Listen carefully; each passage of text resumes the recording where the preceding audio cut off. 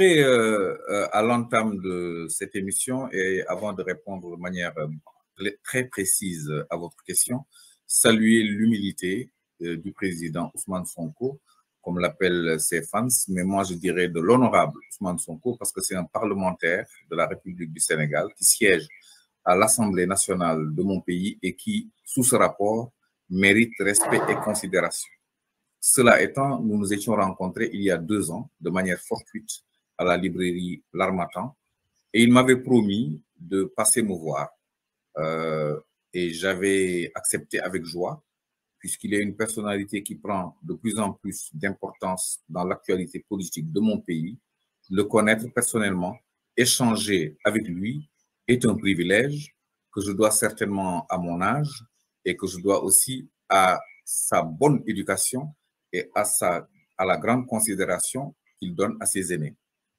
Nous nous sommes donc retrouvés en toute simplicité. Il m'avait dit, je passe chez vous à 21h. À 21h pile, il était chez moi, seul, non accompagné, sauf peut-être par son chauffeur et un homme de sécurité qui sont restés à l'extérieur.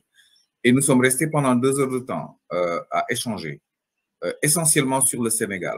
Essentiellement sur le Sénégal, nous avons peu parlé de sa personne, même si j'ai découvert, en l'écoutant, un jeune Sénégalais qui a un parcours initial sans embûche, des études qui se sont déroulées normalement jusqu'à l'université où il a eu un parcours relativement satisfaisant, l'ENAM où il a eu ses diplômes et une carrière débutée dans l'administration centrale, plus particulièrement dans l'administration fiscale de notre pays, où il a commencé peut-être à mesurer un certain nombre de dysfonctionnements, un certain nombre d'injustices, dirais-je, qui l'ont poussé à créer avec certains de ses collègues un syndicat.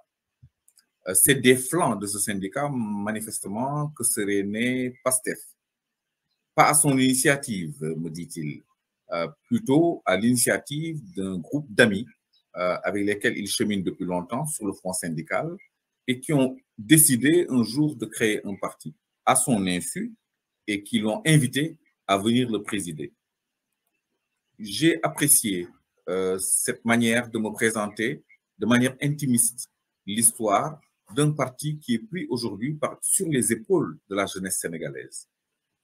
Nous avons échangé sur l'actualité du pays et j'ai pu mesurer sa préoccupation sur le plan économique, ses préoccupations sur le plan de la justice, du fonctionnement de la justice, ses préoccupations sur le plan de la place du Sénégal dans le monde relativement à l'ancienne puissance coloniale, relativement aux puissances émergentes et parmi lesquelles on devrait se compter. J'ai senti dans son regard ma passion d'il y a 40 ans. J'ai 66 ans malgré les apparences. Nous avons été dans nos vertes années des passionnés de ce que l'on appelait, nous, de notre temps, la Révolution nationale démocratique et populaire. Nous avons milité et nous avons, comme tous, voulu rêver d'un grand soir qui tarde à venir. Et j'ai retrouvé dans les accents de sa voix des éléments de langage que ceux de ma génération décoderont facilement. Et je me suis dit, il faut s'écouter. On ne peut pas être confortablement assis dans son salon et juger à l'emporte-pièce d'une personne qui est au front de la politique de notre pays et qui assume peut-être des bagarres que nous n'avons pas su achever. C'est ce qui explique ma curiosité pour la personnalité de Ousmane Sonko.